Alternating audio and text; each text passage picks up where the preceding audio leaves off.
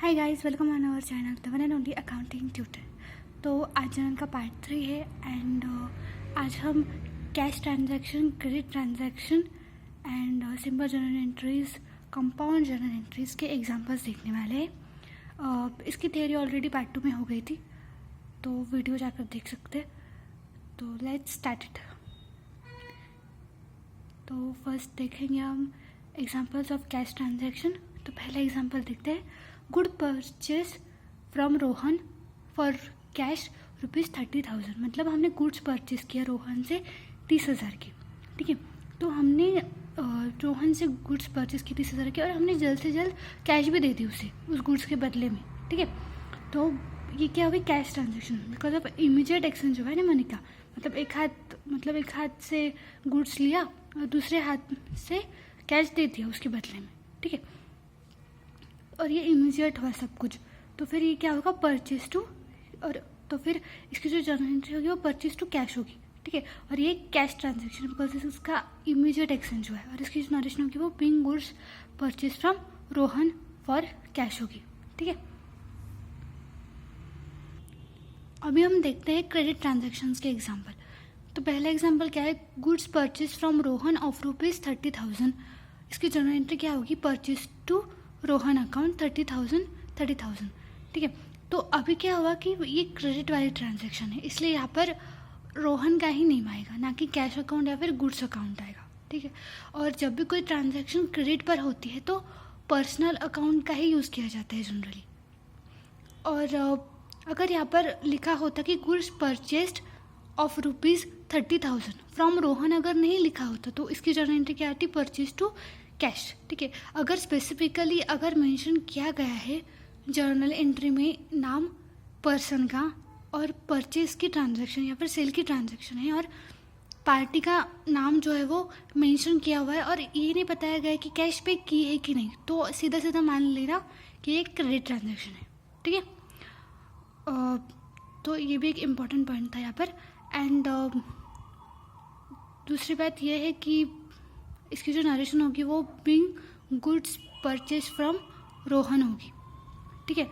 अभी इसका दूसरा एग्जांपल देखते हैं। Take a loan of ₹1 lakh from Mahi. मतलब हमने माही से 1 लाख रुपीज़ का लोन लिया, ठीक है। मतलब हमने उससे उधार लिए, ठीक है। इसकी जर्नल एंट्री क्या होगी?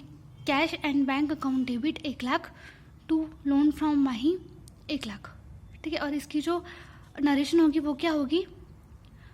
Being take a loan from Mahi, okay. तो अभी क्या हुआ यहाँ पर? अभी आप तो कहेंगे कि इसमें तो कैश एंड बैंक इन्वॉल्व है, तो फिर ये क्रेडिट ट्रांजैक्शन कैसे हुई? हाँ, इसमें कैश एंड बैंक इन्वॉल्व है, बट इसका जो लेन देन है ना वो फ्यूचर से है, ठीक है। मतलब माही ने अभी तो हमें पैसे दे दिए, ठीक है। मतलब हमने अभी तो माही से पैसे ले लिए, बट हमें फ्यूचर में जाकर तो उसे देने हैं ना। मतलब उसके पैसे जो भी हमने दिए हैं उसके बदले में हमें उसे कैश तो देनी पड़ेगी, ओके। बिकॉज ऑफ कुछ मतलब जब कोई चीज़ कोई किसी को देता है तो उसके बदले में मतलब सामने वाला वो चीज़ देता है दूसरे पार्टी को, तभी तो वो ट्रांजैक्शन कही जाती है। मतलब दोनों को फ़ायदा होता है। अभी इस करंट सिचुएशन में तो सिर्फ एक ही आदमी को फ़ायदा हो रहा है, मतलब हमें फ़ायदा हो रहा है, भाई को थोड़ी फ़ायदा हो रहा है। उससे तो कैश जा रही है ना, उससे तो कुछ भी नहीं मिल रहा उस कैश के बदले, पर जो भी मिलेगा वो फ्यूचर में मिलेगा। तो जो भी फ्यूचर में मिलता है या फिर फ्यूचर से रिलेटेड होते हैं या फिर फ्यूचर पेमेंट होती है जहाँ पर अभी फ्यूचर पेमेंट इन्वॉल्व है टेक अ लोन में, तो फिर ये क्रेडिट ट्रांजैक्शन हुई, ठीक है। तो इसलिए तो फिर इसकी एंट्री क्या होगी? Cash and bank account debit to loan from Mahi account 1 lakh, okay. अभी देखते हैं सिंपल जर्नल एंट्री के एग्जाम्पल। तो इसका फर्स्ट एग्जाम्पल है goods of ₹30,000 withdraw for personal use. इसकी जर्नल एंट्री क्या होगी? Drawing to purchase account 30,000। और इसकी जो नरेशन होगी वो being goods withdraw for personal use होगी। जब भी कोई ओनर अपने बिजनेस से पर्सनल यूज़ के लिए जब कोई भी कैश या फिर गुड्स विड्रॉ करता है तो वो अपने ड्राइंग अकाउंट में आ जाता है, ठीक है। बिकॉज ऑफ वो बिजनेस का खर्चा है ना तो ओनर के प्रति, तो फिर वो ड्राइंग अकाउंट में जो है वो रिकॉर्ड करता है, ठीक है। और टू परचेज अकाउंट, अब यहाँ पर परचेज अकाउंट को क्रेडिट क्यों आया? हमेशा तो डेबिट होता है, ठीक है। बिकॉज ऑफ गुड्स बाहर गए ना फर्म से, यहाँ पर सेल थोड़ी ना हुई है, ओके। यहाँ पर सेल नहीं हुई है, अगर सेल होती तो फिर यहाँ पे सेल्स अकाउंट आता, पर यहाँ पे सेल्स नहीं हुई, यहाँ पे सिर्फ गुड्स बाहर गए, ठीक है, गुड्स बाहर गए और कौन बाहर लेकर गया है, खुद ओनर बाहर लेकर गया है। ठीक है, मतलब यहाँ पे ओनर का उल्लेख तो नहीं है, बट ओनर ने ही अपने पर्सनल यूज़ के लिए निकाला है, तभी तो जाकर ड्राइंग अकाउंट आया। ओके, तो फिर ऐसा है बिंग, तो फिर नरेशन क्या होगी इसकी, Bing goods withdraw for personal use. Okay, यहाँ पर सेल नहीं हुई, यहाँ पर जब गुड्स बाहर गए इसलिए परचेस अकाउंट को रिवर्स किया गया, या फिर डेबिट नहीं किया गया है, क्रेडिट किया गया है।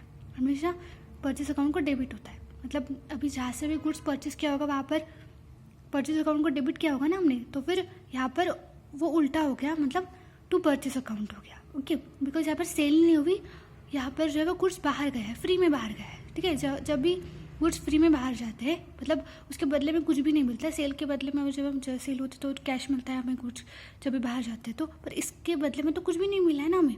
मतलब अभी ओनर तो खुद लेकर गया है, तो वो थोड़ी उसके बदले में कुछ पेमेंट वगैरह करेगा, वो नहीं करेगा। ऑब्वियसली उसकी फर्म है, उसका बिजनेस है, वो तो फ्री में लेकर जाएगा, उसके बदले में थोड़ा कुछ आएगा गुड्स के बदले में, तो obviously directly purchase account reverse हो जाएगा यहाँ पर। तो इसलिए यहाँ पर इसकी एंट्री क्या होगी, ड्राइंग टू परचेस 30,000।